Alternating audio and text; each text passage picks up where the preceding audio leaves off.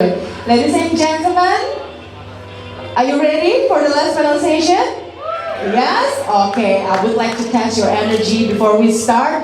Fellow Trojans? Okay, let me try one more time. Fellow Trojans? Great, thank you ladies and gentlemen. And now for the last pronunciation of this afternoon, we will discuss the topic of ESG and stakeholder value. And as the number of business stakeholders concerned with ESG factors continue to grow, investment funds, customers, and employees, what are some of the best practices for firms to follow? To discuss this, we would like to invite after this our moderator. And first of all, please allow me to introduce to you our distinguished moderator for this panel. Mr. James C. Wong has been a partner with H.A. Christie & Co., a chartered accountant, Singapore firms in the past 4 years. Prior to that, Mr. James has spent time with KPMG in Malaysia, the US, and Singapore, providing audit and assurance as well as risk advisory services to all client types.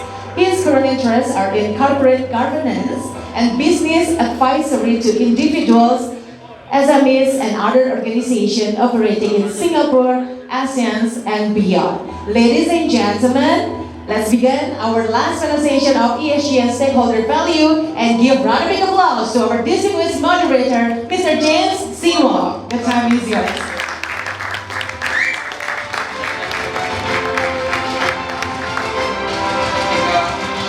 Thank you very much. Can you hear me? Okay, great.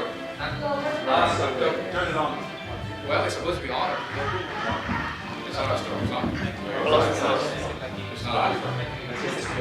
Hold it close. Is it close enough? Yes. Okay.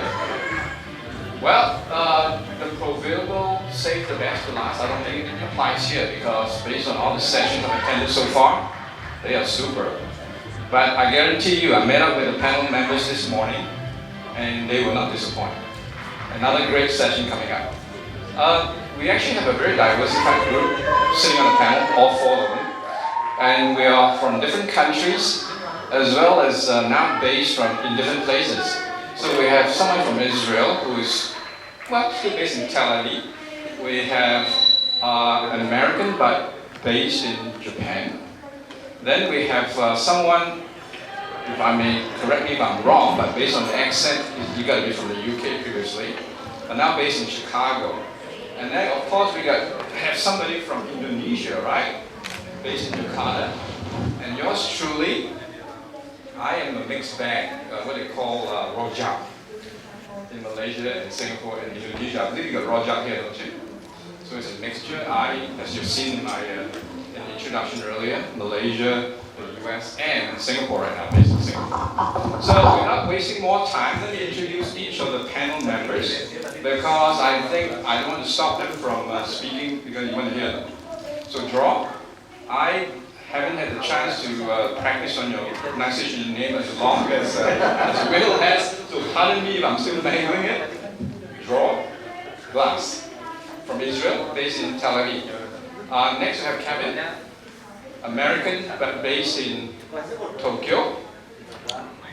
Following that, Will, who is now based in Chicago, but can I say Brit or is that too impolite? I'm actually from Zambia. Oh, But British parents. okay. And last but not the least, Indra from Jakarta. Right, like I said, I will not say too much. I'm now going to turn it over to each of the speakers. They all have 15 minutes each to first make the presentation. And then I'll start off with one question. And I don't want to ask too many questions because I think there are lots of questions on the floor. So I would rather throw it open to you guys. But 15 minutes per person, okay? So, without further ado, Dror.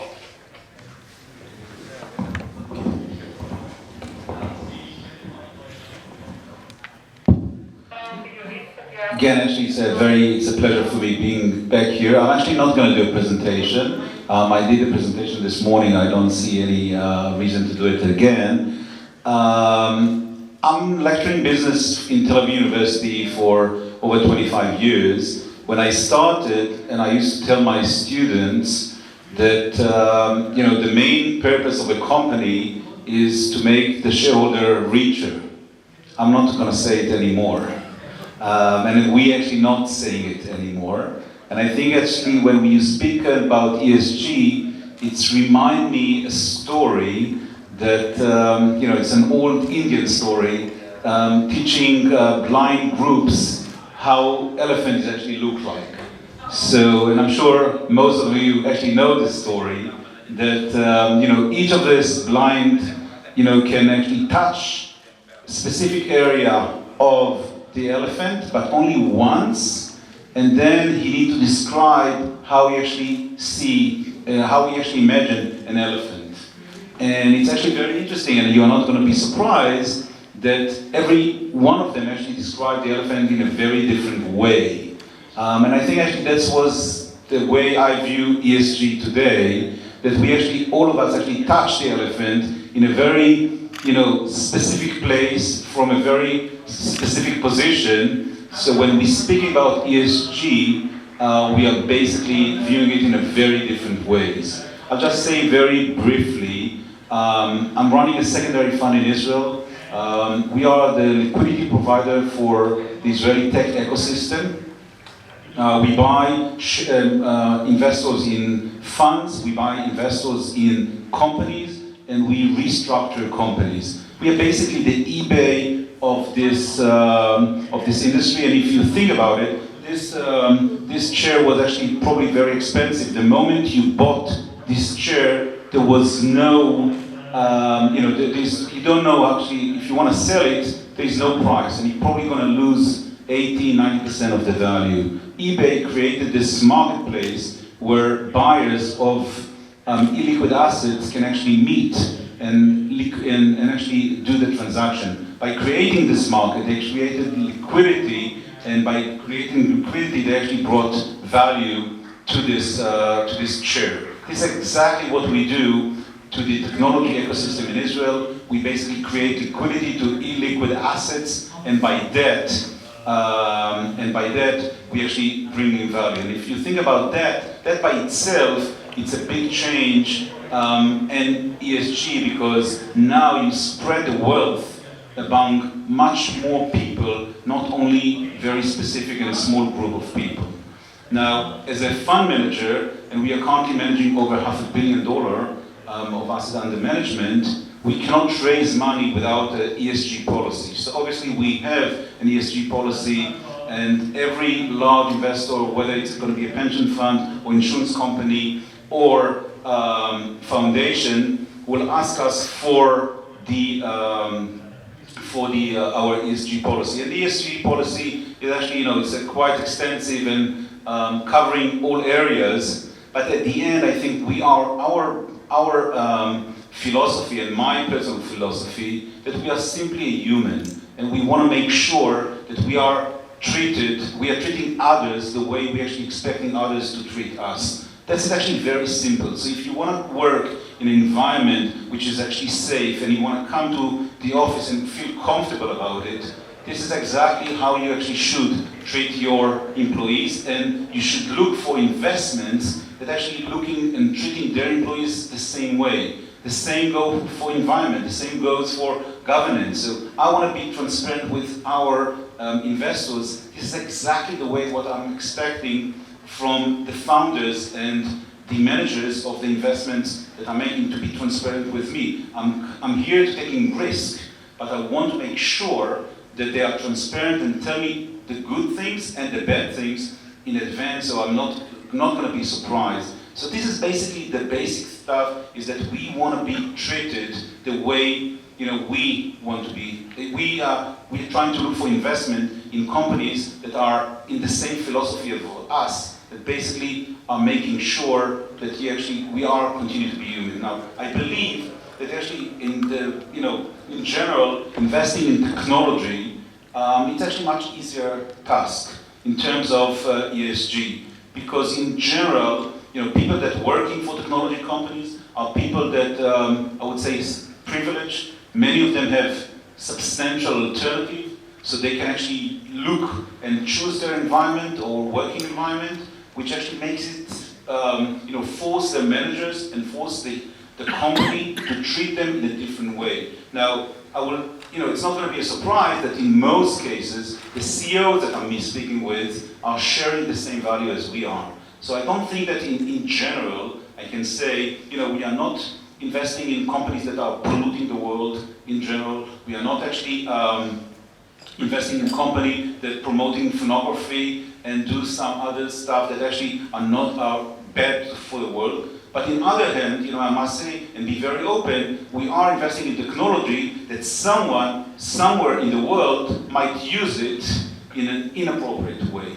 So we try to make sure that the main business of those companies are legit and are companies that actually are promoting, doing well, good for the world. But having said that, there are some corners somewhere in the world that people will use some of those technology in an inappropriate way.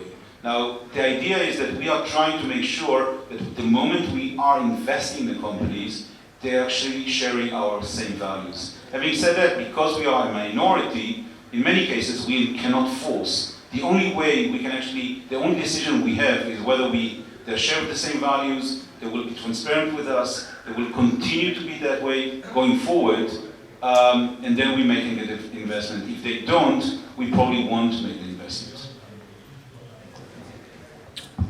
Thank you, Dror. I did not read out his resume because I didn't want to waste time, like I said. You could have read it on the website, but there are two things in common between Dror and I. Both ex-public accounting firms, and then now he has gone into investment banking, and he just told me what he does. And I am still in the governance part of ESG to some degree, and just want your opinion. There was an earlier session on sustainability. How will you equate sustainability to ESG? When we're looking on, in general, when we're looking, I would say in more broader, many companies today, many of the companies that we are investing are looking to, I would say,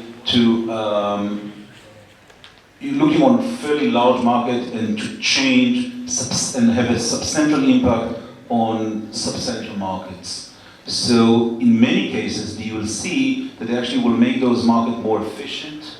In many cases, they will actually expand and create new markets.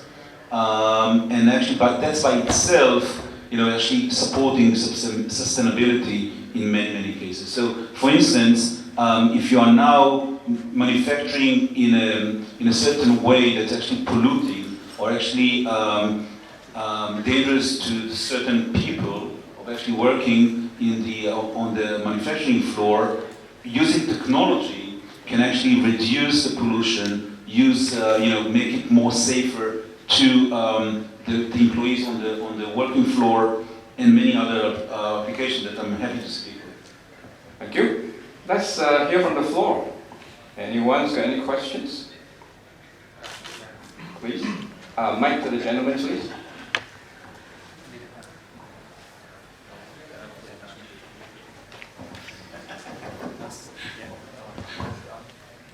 Hi, my name is David Luft. I'm from Chile. I wear 45. My question will be, how is the criteria or which factors you are taking to take a new investment in a startup or another company that want to or looking some funds, to grow up in the large or early stage? Which is the main factors that you consider to approve some funds for them or not? You're speaking about ESG criteria or investment criteria? Investment. Okay, because investment criteria is actually very different and actually easy. We are looking for companies that are in growth stage, companies that already have market product fit. Rule of thumb, I can say that it's companies that have a return customers with at least $5 million in revenues. Having said that, because we have the luxury of choosing, I can say that on average, our median company of us has a revenue of 29 million, raised close to 50 million, and growing over 50%. So most of those companies, by reason, we are taking the market risk and we are not taking almost no R&D risk. So this actually basically means they are looking on substantial market and they have a dominance in the sub-segment of this market. Is there anyone else? Please, over here.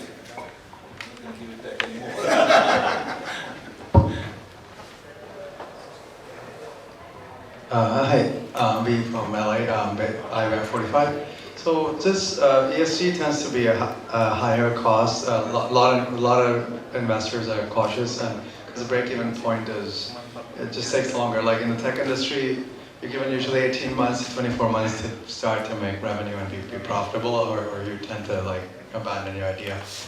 So the runway is longer for sustainability and ESG type companies. Like it could go to like 7 years, 8 years, sometimes more. So what are the tips for, like, say somebody who's trying to get into this space and try to raise funding without that revenue model, without the revenue that's coming sooner than we think? So because of that time that I was saying. Yeah.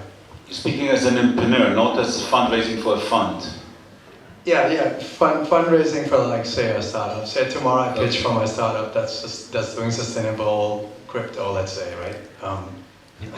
Put a good spin on that. Sustainability and crypto, I'm not sure it's actually going to It's actually one of the most polluting industry in the world. Yeah, I mean, maybe there's some innovation within them. So. Yeah, okay. They should actually. In any case, I think that until recently, profit was almost non-exist in our case. And in most cases, I must say, if you are building a company that has substantial growth, profit should not be your target in the early stage. Basically, you need to build your business, make sure you have a product market fit, make sure that you actually start communicating and developing your relationship with your clients, and make sure that there is real need in the market. So I'm not sure that profit, especially for tech companies, is something that I would actually encourage you to look very early on. Having said that, we do see crypto companies, we do see gaming companies that are raising really small amount and become very profitable. So depends on your business model. And obviously currently in the current market, which is actually much harder to raise money, being profitable in a fairly quick path can be a very large or can be substantial differentiator from the crowd. We got time for one more question for Dror. Anybody? Please. Well, we'll go with that gentleman first.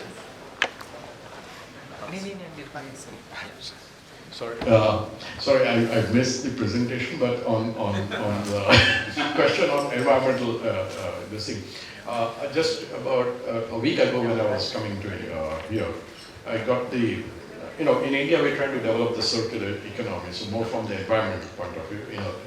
So one example which came from Shell is investing in India for LNG terminals, so to import LNG and to supply to India.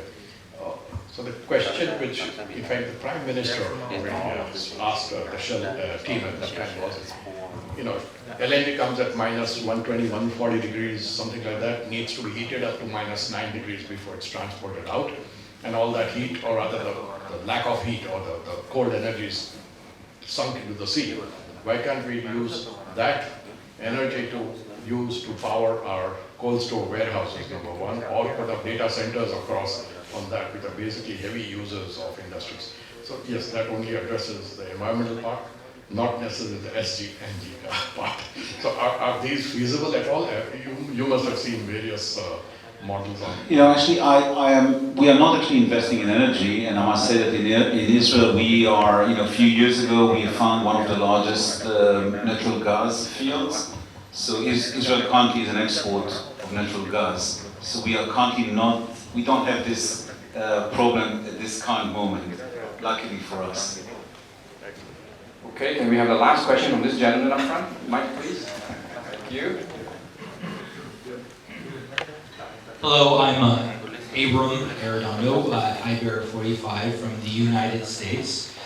How do you respond to some criticism that ESG is just another way of implementing policies that have been either rejected or just not brought up at the ballot box or by a government? It's like with ESG, you can financially sort of sustain some of these measures.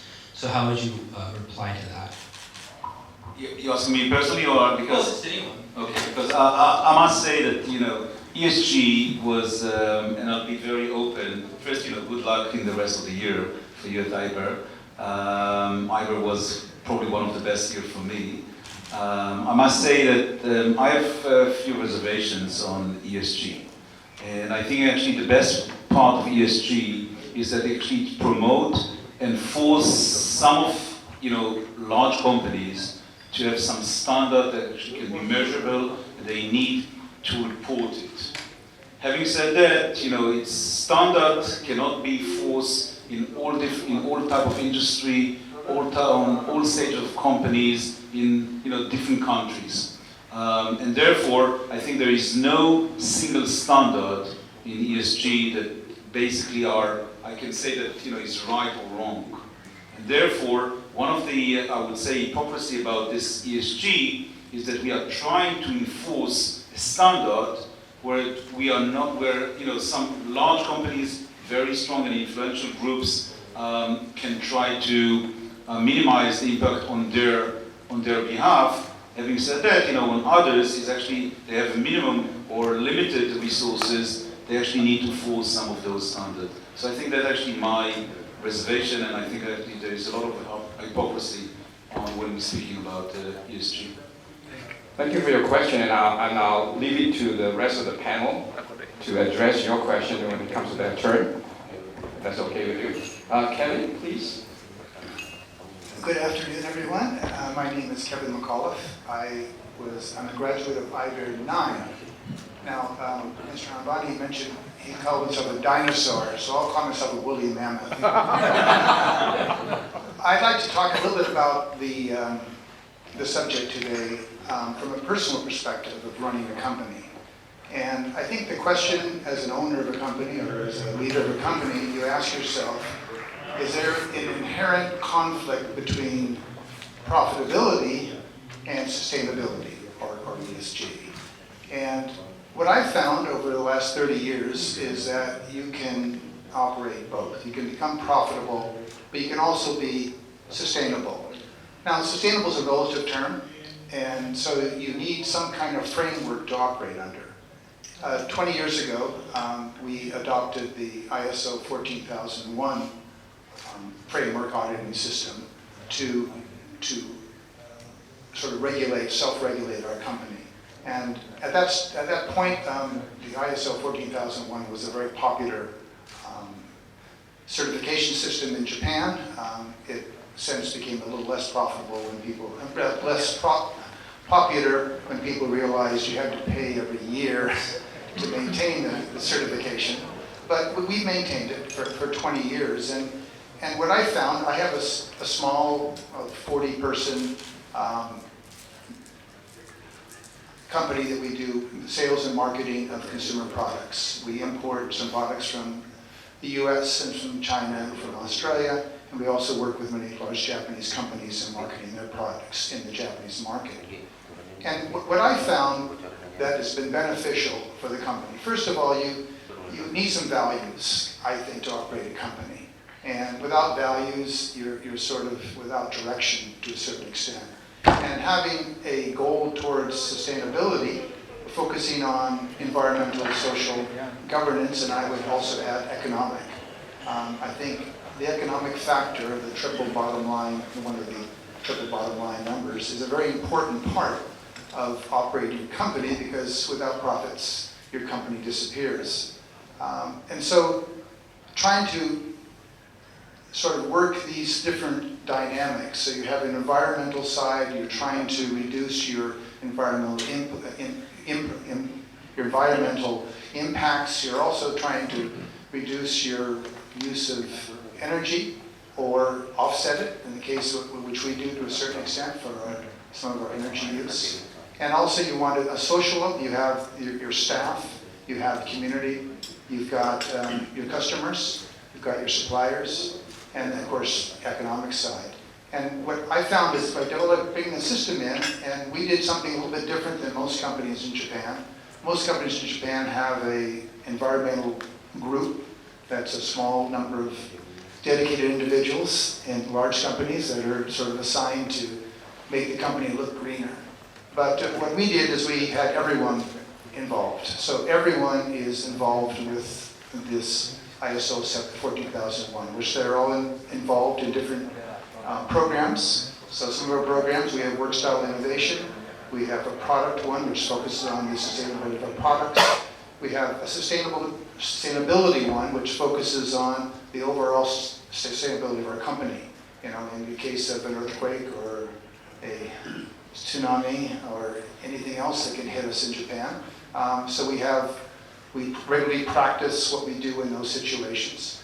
So we have a number of programs which everyone's involved with. And this does two things. First of all, it's a bottom-up approach. So it gets everyone involved. And it means that the employees are actually driving a lot of the sustainability focuses for our company, which it is, so it becomes a bottom-up rather than just a top-down.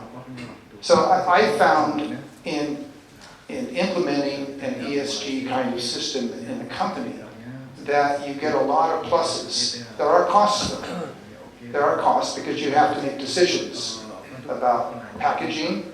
If you have packaging, which is required in Japan, you get FSC paper, certified paper, which costs more, or you go with virgin paper that doesn't cost more. Do you recycle? You know, how do you? We had a presentation earlier today about the plastic recycling in Indonesia, and how that operates. But there's a cost to those. So who covers that cost? And these are all the things you have to do by. But having all the employees involved, I think you create this environment where everyone feels a part of it, and you have a bit of purpose, and that people feel, and of course the values are expressed in this. So I'll end right there. I know we have a limited time, so.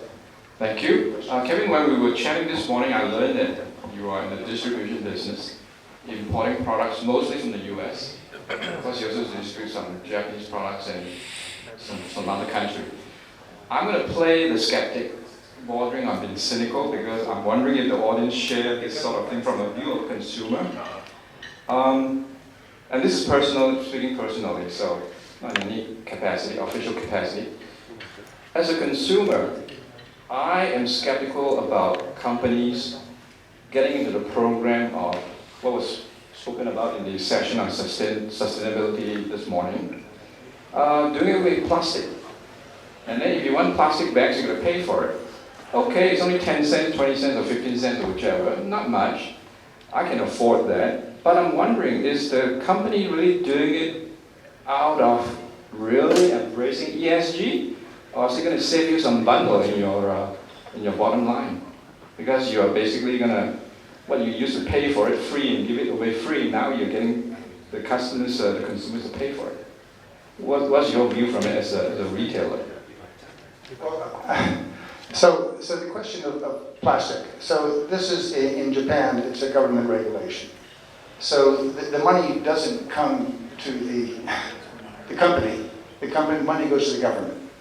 So this is the reason they implement this in Japan is the cost of disposing of plastic. So as a company, every year I have to measure all of the paper and all of the plastic that's involved with my products. So every pack, for example, I have a bottle of Dermalogica skincare product. And so the outer box is paper and the bottle itself is plastic.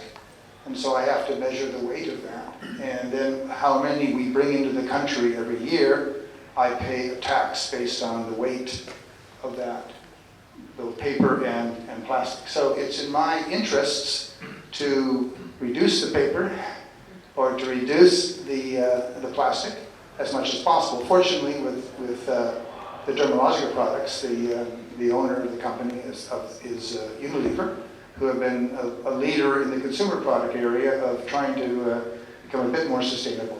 But I don't want to overstate the sustainability side. You know, we're nothing like net zero overall, and so we're trying to reduce it. But it requires not just the manufacturer or the distributor. It most importantly is on the customer side. And the customer side is where the biggest cost and dilemma is that once it gets to the customer, you lose control. And though there are ways of trying to, incentivize customers to dispose of things in a certain way or send them back, but still you're in a very challenging environment. Thank you, Kevin. Let's hear from the audience. Anybody?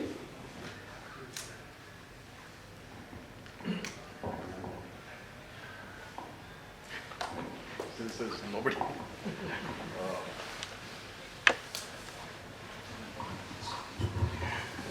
Hi again, this is Vimal from iBear 8. So it's not a question, but if I'm permitted to make a comment on this. Definitely. Now, two issues as far as the demand is concerned is, one is to reduce greed, but it's at the same time consume what you have to, but don't waste. If you do that itself, 25-30% reduction in, if you look at a lot of cosmetics and the creams, etc., the bottles and the dispensers are designed to leave almost 20-25% product at the bottom of the bottle, and you throw it out because it just does not come out of the plunger, whether it's toothpaste or creams, etc., etc. And that's one. And number two, I believe at least part of recycling, nobody brings that back. The bottle of water, everybody takes a plastic bottle, takes it home, throws it away. Nobody brings it back. In India, nobody brings a lead acid battery back because what you get is 120 rupees. If you sell it in the market, you get 1,500, 10 times more you get it in the market, and then it gets recycled in a very primitive manner, etc. So I think there is, in the past, there used to be a deposit of almost 50 cents per can, or different parts of the US, there used to be deposits. I think if substantial deposits are brought back for all of these consumer products, and in a frictionless manner, it's not, if a retailer has to collect the deposit and give it back and all that, it's not going to work. But in a frictionless manner, where the money is debited, credited directly into the account, something like that, I think that might work better to promote post-consumer recycling rather than anything else. Thank you for sharing. Anyone else from the audience?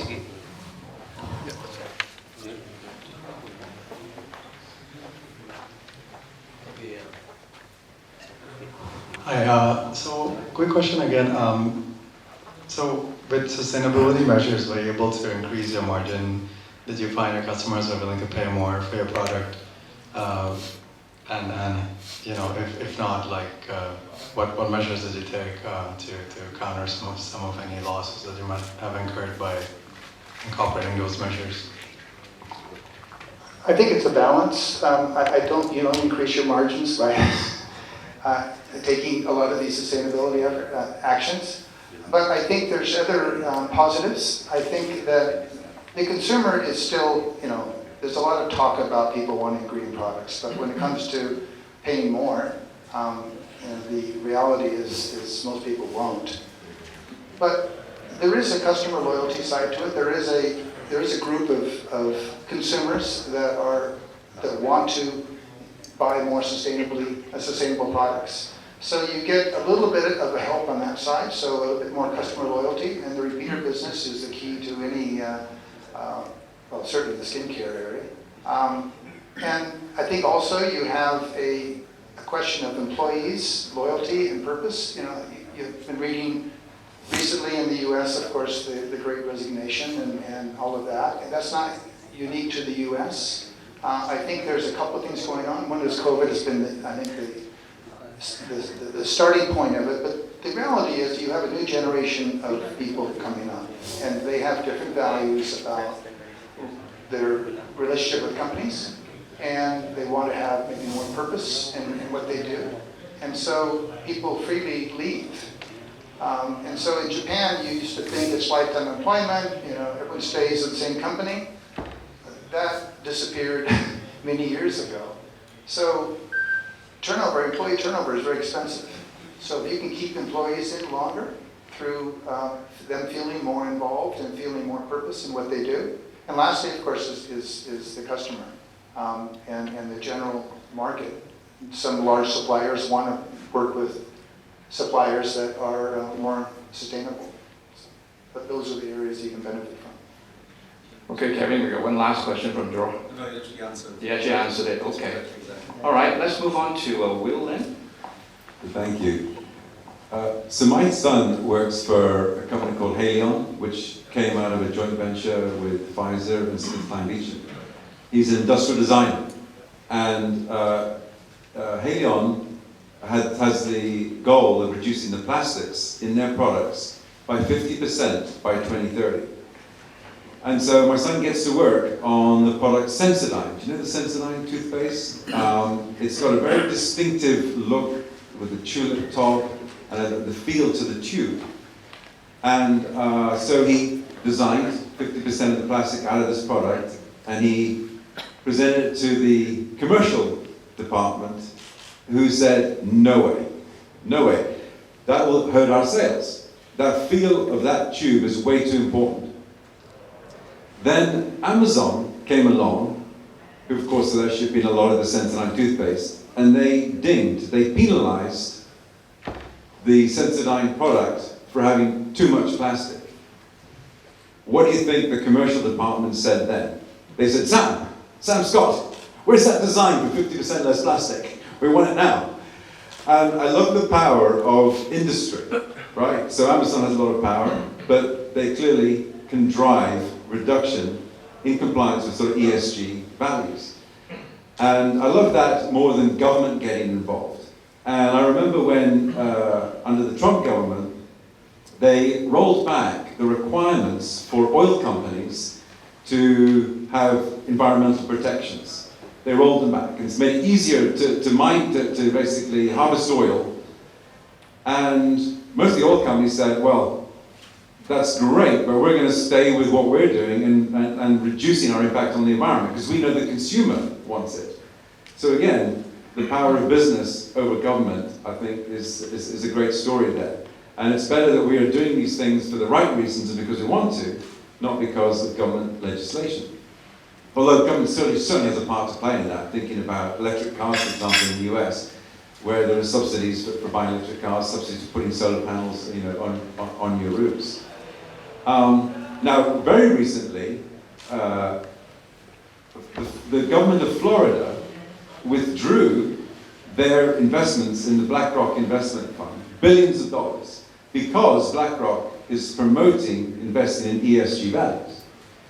And so that's politics, I guess, getting involved in that. And of course, it was a big hit to BlackRock. They tried to, manage that publicly. But there is a bit of a backlash there, you can see, from some parts of society against companies that are putting ESG values over stakeholder values. And, in my own case, I like how stakeholder values are sort of listed in the title for this talk, because I believe that where we take care of stakeholder value, shareholder value will not only follow, but will be bigger and better over the long term than it would have been if we had not taken care of stakeholder values. Who are the stakeholders? Well, of course, they're the employees, they're the customers, they're the vendors, they're all the impacts that might be had there. And so conscious capitalism, there's lots of research showing that conscious capitalism, not only if you take care of the environment and you take care of people, ESG, then you also actually optimize the profits for the enterprise. And what a great world, what a great world that is. So I love that, and I agree. It's a pleasure to hear you talk too about the importance of values and purpose in an organization.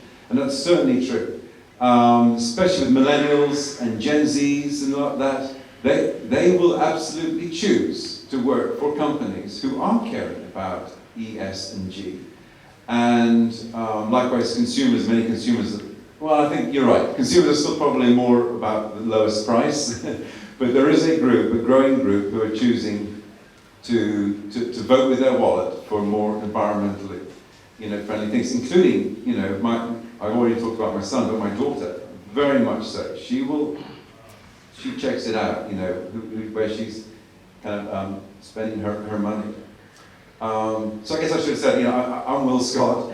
I had a couple of technology companies. One was supply chain software, and one of the biggest things we did was help large manufacturers like aerospace companies make their supply chain more efficient.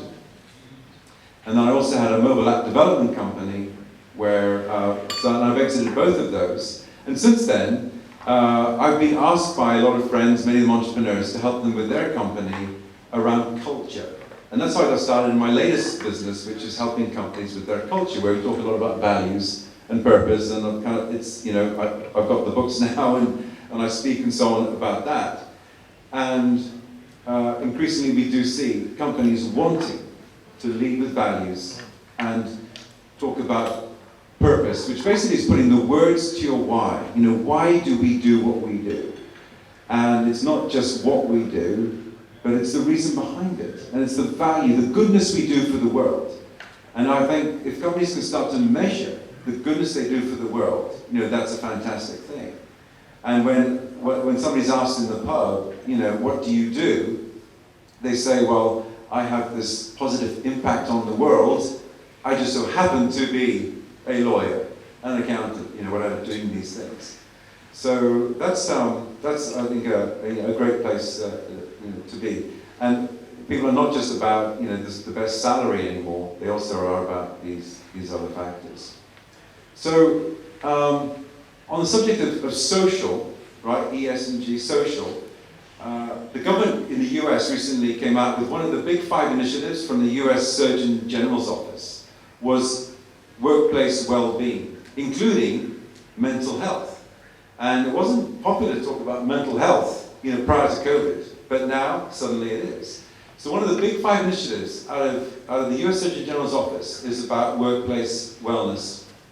And there's a really cool kind of image that they've come up with here, this diagram that covers it all. And of course you can look it up on the web, but they're talking about things like protection from harm, psychological safety in the workplace. And when the government gets behind things in the US, at least money may well follow. So, and they also talk about things like, purpose again, opportunity for growth, and these other things that make our employees feel cared for. And so I think this is where the workplace is going on the subject of social. And finally, on governance. One of my passions is looking at what companies, who they say they are, in terms of the values they post, right? And I'll give you an example, a local example here, Garuda, Indonesia, Garuda Airlines. They had these glowing values, including, we will not do any corruption, right? And then the CEO of that company, this is a few years ago, the CEO of that company took massive bribes from Rolls-Royce engines so that Garuda Airlines put Rolls-Royce engines on their aircraft. And to me, that's very, very bothersome. The CEO, the leader of a company. And I also think, by the way, he's a father, right? He's a husband. He has children. And yet he is saying, and he signed his own signature to this document about the values of Garuda and never do corruption. And on the other hand, he was taking handouts from Rolls-Royce engines. I also think it's pretty poor of Rolls-Royce engines, by the way, a British company, to be engaging in corruption. And I know so that's one example. And in the aerospace world, let's stay with Boeing. Boeing, remember with the 787 MAX, Malaysia Airlines, one of those planes came out of the sky, hundreds of people died. Boeing, it turns out, cut some corners for that aircraft and the FAA and safety. And whenever I hear a scandal from any company, I think, ooh, I wonder what their core values are. And I go and look, and there's Boeing's core values. What do you think their number 3 value was? Safety. Safety was their number 3 value. And what did it say? we will never do anything to compromise the safety of people that fly in our aircraft. Well, you lying sons of guns, right? In the pursuit of profit, you cut corners, reduced the training for pilots and so on, and people died. Planes fell out of the sky. Ethiopian Airlines also had one of those tragedies. What do you think happened when I went and checked Boeing's values after all that scandal? Do you think they kept safety, or did they weaken that value? They don't say anymore, we will never compromise the safety. You know, it's a great shame. It's a great shame. And I believe if the CEO of Boeing had led at every moment with the stated values of that company, and it's when he spoke to the engineering department or the manufacturing people, remember our values. Number 3 is safety. Never compromise. I believe those people would still be alive, and those planes would not have fallen out of the sky. And Boeing, who had the greatest reputation for safety, they used to say, you know, if it's not Boeing, I'm not going. So Boeing, in the pursuit of profits, short-term gain, what happened? Huge fines. Over $1 billion in fines. Airbus's orders went through the roof, and Boeing's orders went down. The share price of Boeing went down, and they are having to recover now from that scandal. So it's not worth it to, you know, I believe it's not worth it to pursue short-term gain at the expense of stakeholders throughout that system. Thank you, Will. In your resume, you are a self-professed culture czar. And I know you addressed the cultural viewpoint to some degree in your talk just now. But I'm curious, do you have any more to add specifically to culture in an organization as it relates to ESG and stakeholder value? Yeah. So I think it addresses all of it. So I think if you state your beliefs, and I just love the idea of leading from a place of values. And when leaders lead from a place of values, usually good things happen and bad things don't happen. And that's not just for the company, but also for the leaders themselves, where I believe if we make decisions based on values, and everybody in the company is able to look and see the values and make decisions the same way the leadership would, based on those values, again, it's usually a better environment for everybody. And I think leaders in that case too, they can sleep better at night. You know, it's a really peaceful place to be when you know who you are and you've stated that in words and you live true to that place. And so I think that's it, and that's part of what I talk about as being a culture czar. Thank you. Members of the audience, anybody has a question? Lady over there.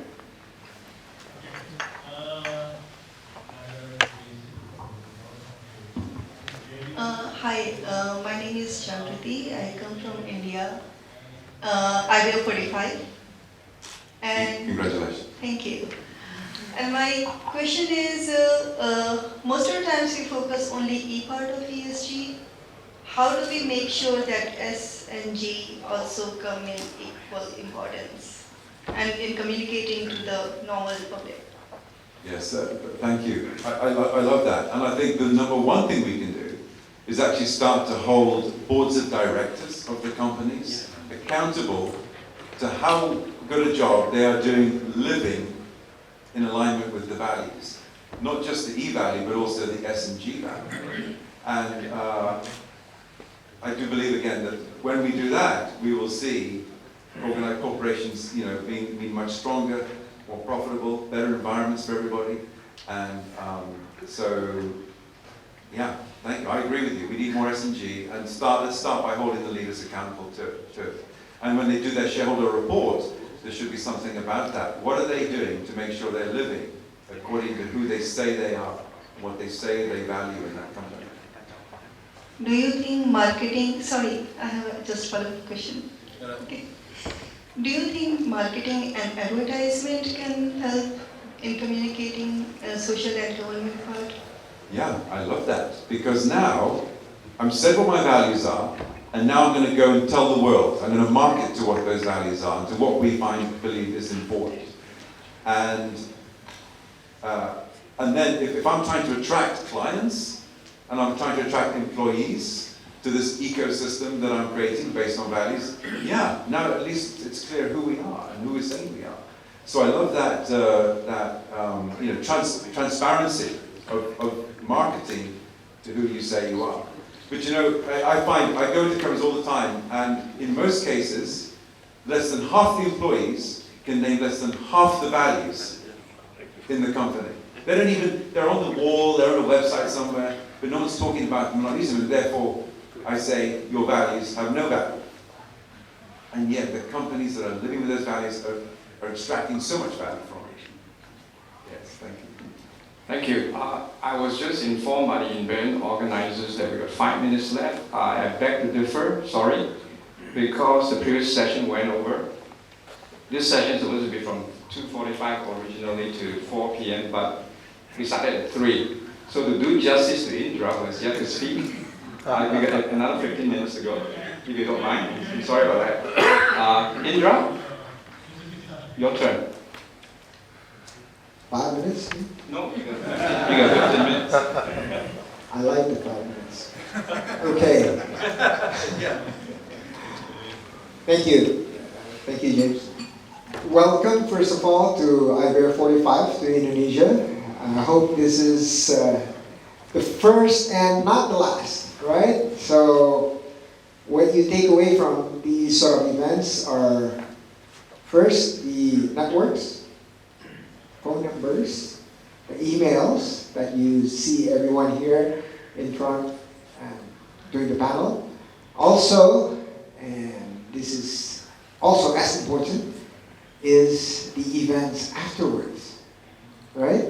IBER 45s, you have a lot on your plate already, and at night, you go see Bali, okay? And if you haven't seen Bali, I would suggest you do it tonight, because Friday night is normally the happening, and tomorrow also.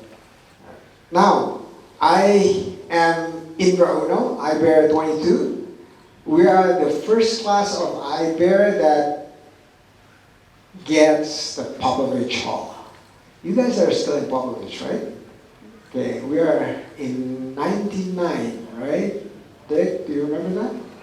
Okay, and so we are the first, and during that time, we're so happy we got high-speed internet with a LAN cable. Okay, if you remember that. No wireless at the time. And when they asked me to be in this event and speak in this event, I said, okay, I'm taking the assignment. And when he said, on ESG, I had to think hard what we do for ESG. And today I'm going to talk about a company, investee company of Saratoga. You met the founder, Edwin, in Jakarta. The other founder is my brother, my younger brother, who is serving for a Minister of Tourism and Creative Economy right now until 2024. Oh, by the way, he lost the vice presidential race in 2019. And Dick reminded me, were you the campaign manager? I said, okay, all right, okay. I spent a lot of the budget. Okay, I'm not going to talk much on the ESG. I've already covered by these fine gentlemen.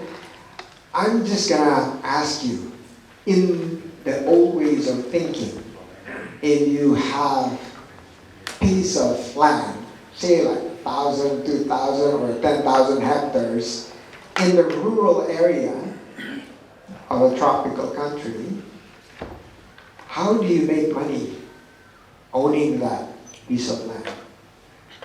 Now, right now, it's totally different. It's transformed. In the old days, you said, oh, okay, we cut down trees, we make woods or sell the trees, or you cultivate the lands, or other things, or grow palm trees, right? And have CPO, crude palm oil. Basically, Saratoga did some of that, already exited from that. But right now, if you have access and you own that piece of land, it will produce more money per square meter for you if you don't do anything to it. You just let the tree grow. And then you can trade the carbon. And you mentioned something about offset, right? You trade the carbon. Next, I'm gonna say this is, we grew quadruple.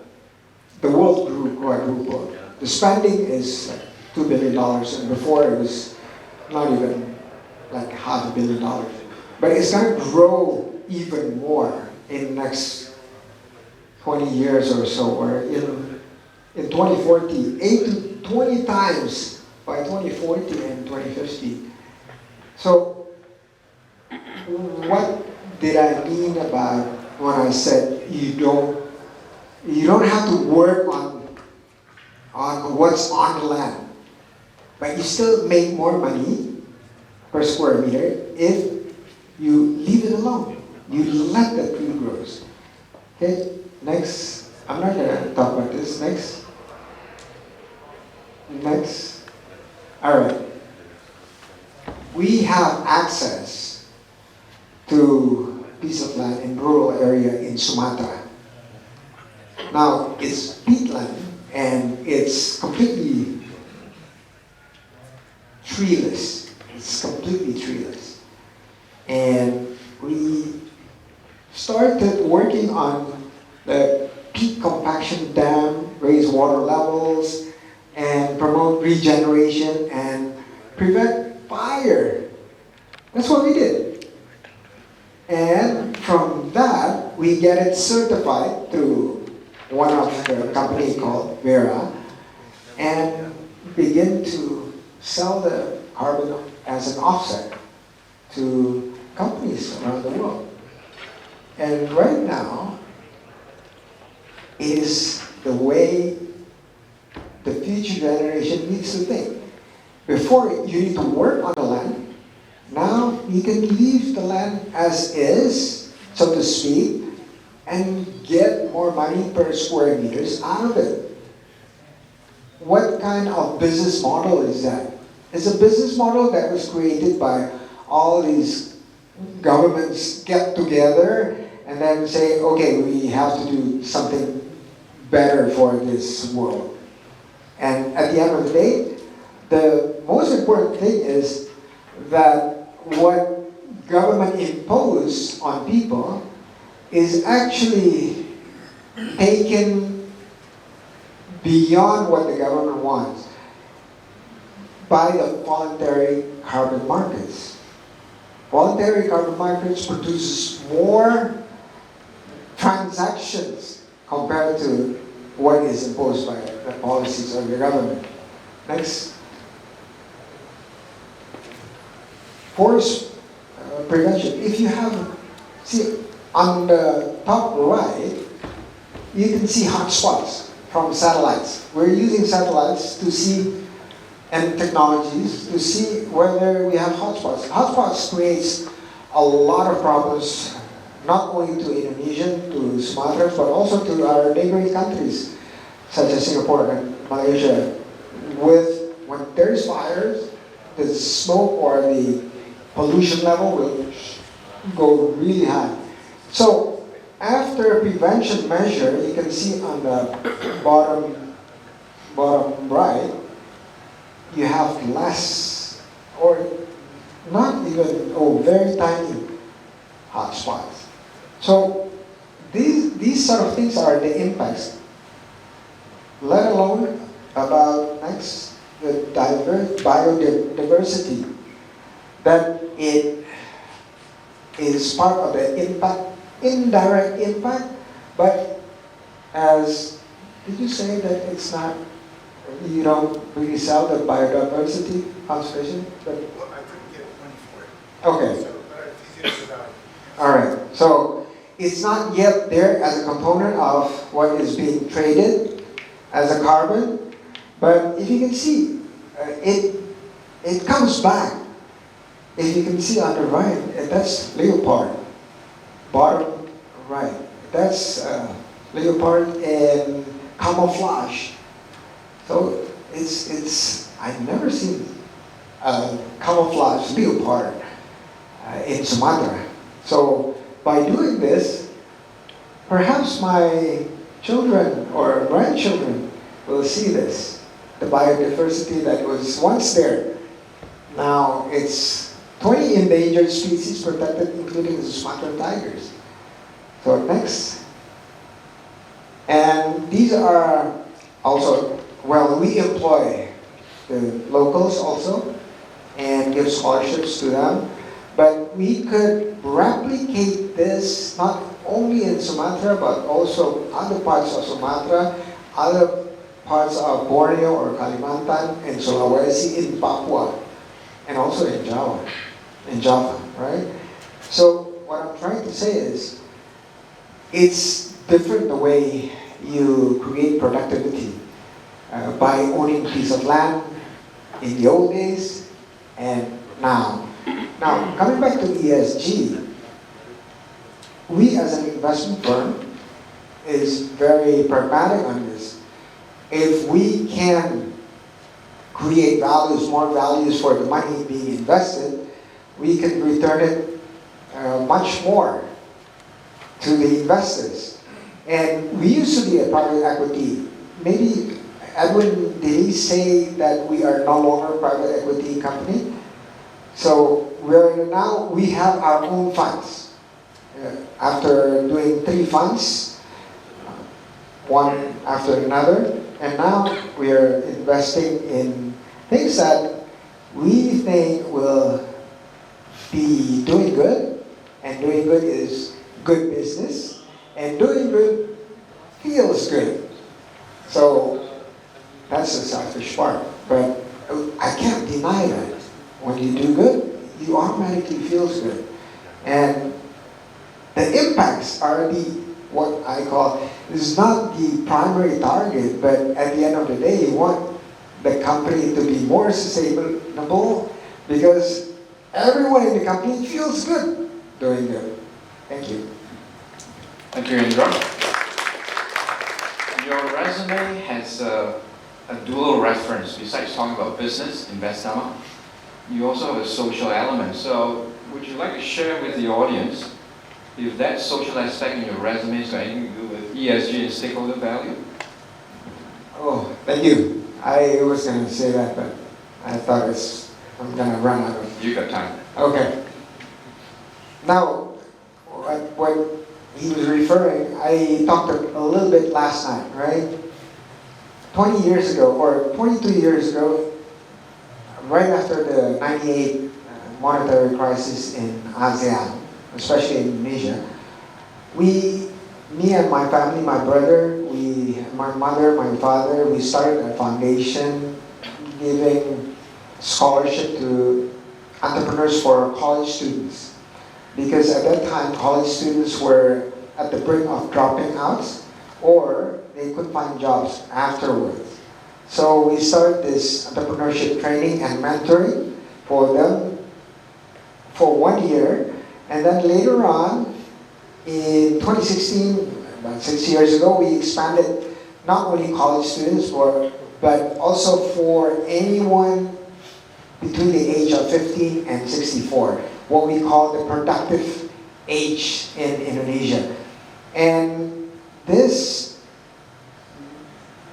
movement, social movement, has impacted about 600,000 micro enterprises, and it absorbs around 1.4 million jobs for the people, youth from the age of 15 to 64. And I would like, and this is not ours, we work with the communities, local communities from all over, and make them be able to do it on themselves. Like we do train the trainers, we do train the mentors, so the communities themselves can do this, and we mentor the communities. And 22 years after IBER, my time is 80% is spent on this social movement, and 20% is spent on the board of directors of the business sides. And I'm loving it. I'm loving it. So that's a little bit of my. Thank you for sharing. Let's go to the audience. Anyone has a question, please, gentlemen? This gentleman and then the lady next to you.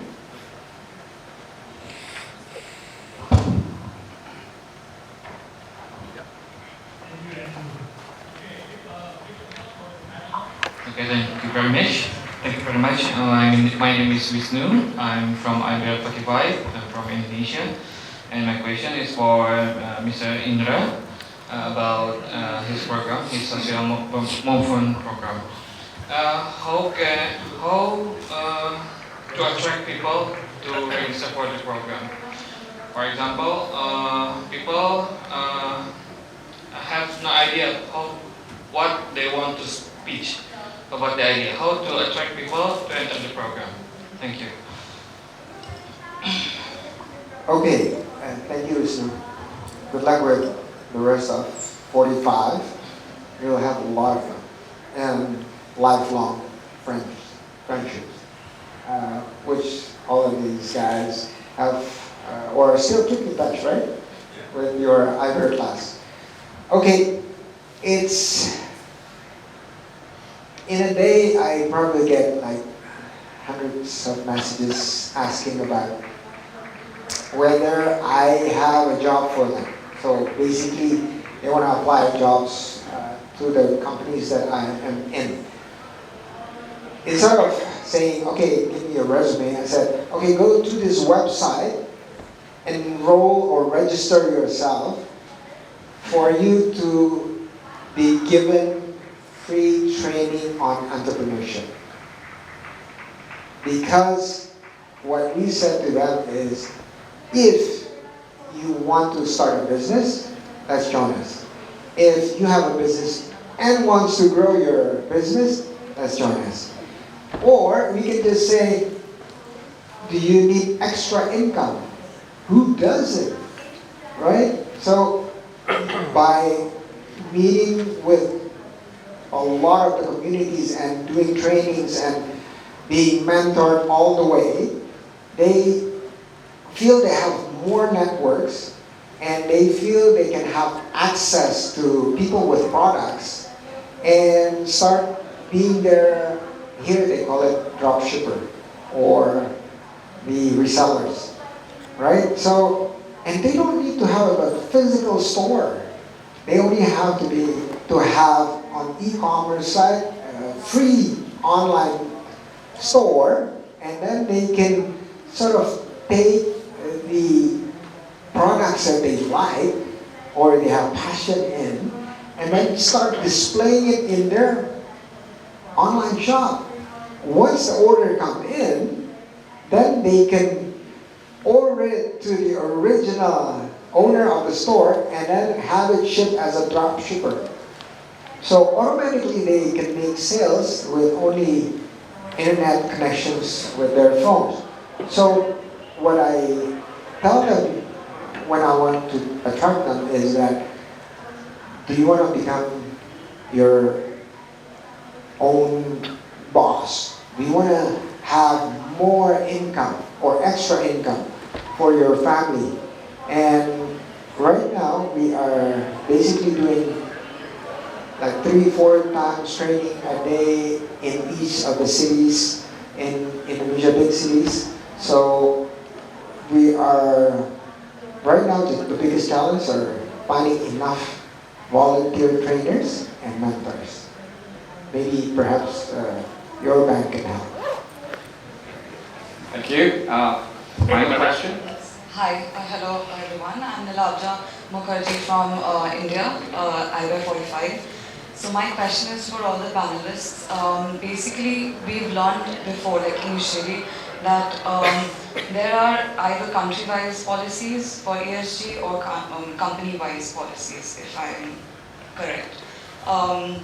So why, and I want to understand what is the main hindrance of creating a universal policy when it comes to ESG, because we have worldwide sustainability summits. There are other departments or other like United Nations creating universal policies for the entire world to follow. So what is the main hindrance or challenge that ESG is facing when it comes to creating policies? Thank you. Anyone likes to answer that one? Well, I guess I'm surprised that on the subject of ESGs that SDGs hasn't come up yet. But are you familiar with the United Nations SDGs? Yeah, they're pretty cool, and they are very much stated, and that is an attempt by nations around the world to have some agreement on some important. I think there was 13, now maybe there's 14 of them, so there's a lot, but there is at least something there.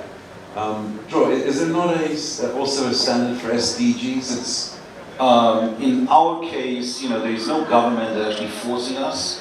We voluntarily would say we adopted the IPM, which is actually the International Fund standards for ESG, and we adopted it specifically to what we do and to the Israeli environment. So we took their, I would say, draft of suggested policies, and we adopted it to feel more comfortable, that it feel our values and our nature, actually feel, will better fit to the Israeli market. As I said, we first, we operating, and we didn't have ESG for a long time, but we still, had our values, and we operate according to our values. The moment we actually been requested by large investors from Europe and in Israel, if there was a question whether we have a policy, so we were searching for the appropriate policy, and we adopted these guidelines. Kevin? Just one quick comment then. So I think it's on a country basis. So my experience is in Japan. So obviously the Japanese government has various regulations regarding environmental and social, as well as governance. And then you have, if you're a listed company in Japan, the Tokyo Stock Exchange will have other obligations, mostly on governance. So it depends on the organization, but it's on a country basis. And the country is the one that signs these agreements, and they feel they manage it from their perspective. Indra, anything to add? If not, I will sum up in one sentence. But you go first if you got anything to add. Well, anything that is VUCA. What is VUCA? Hookah. Do you know that? Yeah?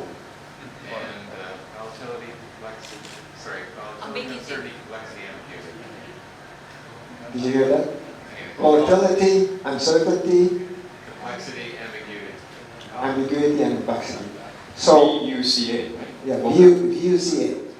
That's a lot of the in the discussions in MBA. I also teach at MBA courses. I believe that you teach also, Dror.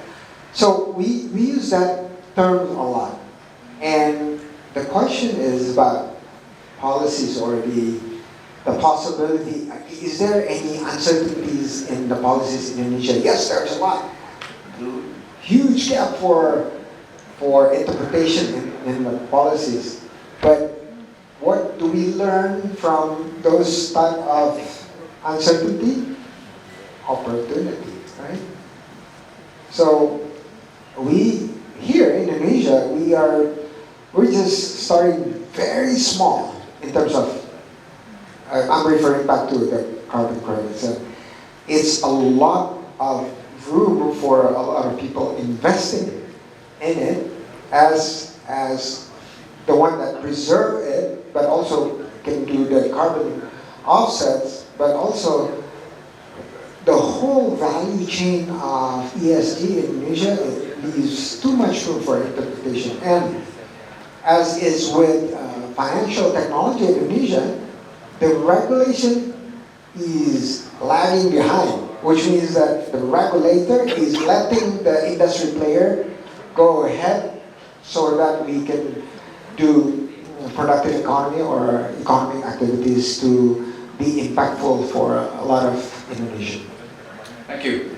To sum it up, I'll just echo what Dr. Drobnik said in the earlier session. When it comes to all these sort of guidelines and frameworks, there are a lot of great ones out there, but they're only as good as people buying onto it.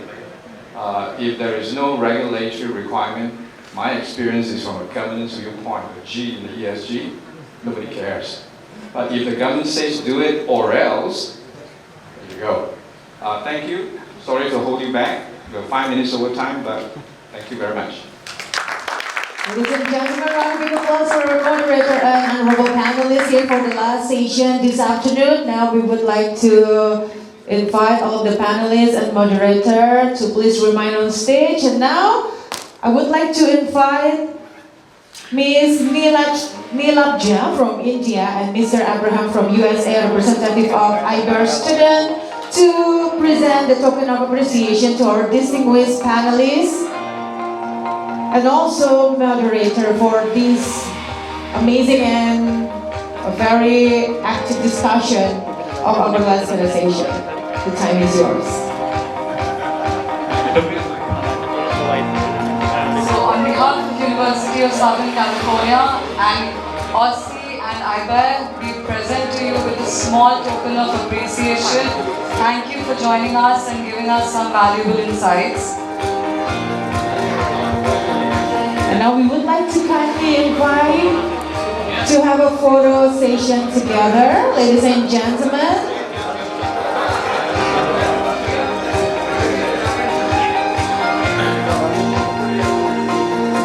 Ladies and gentlemen, don't forget to give your best smile to have a token of memories for this amazing panel session. On my count, 1, 2, 3, smile! Okay, once again. Everyone say Bali, maybe, yeah? On the count of 3, yeah? 1, 2, 3, Bali! Thank you, our distinguished moderator and panelists. Thank you for this very amazing session.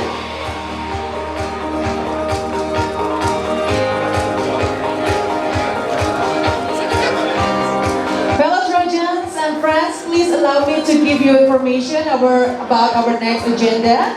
We conclude all of our panel agenda for today, and now we will have time for one-on-one business matchmaking session, maximum until 5 p.m., ladies and gentlemen. And during this session, we kindly gather around the round table by cluster of interest or potential business partner during our business matchmaking session. If there's any of you need to make an announcement for your deal or any other information, we already provided a microphone on stage. And please allow me to inform you about our dinner arrangement tonight that will be take place at Pandan Sari Restaurant. For our dinner, ladies and gentlemen, please kindly be informed. Assembly point will be at the terrace of Taman Gita, 5 p.m. sharp.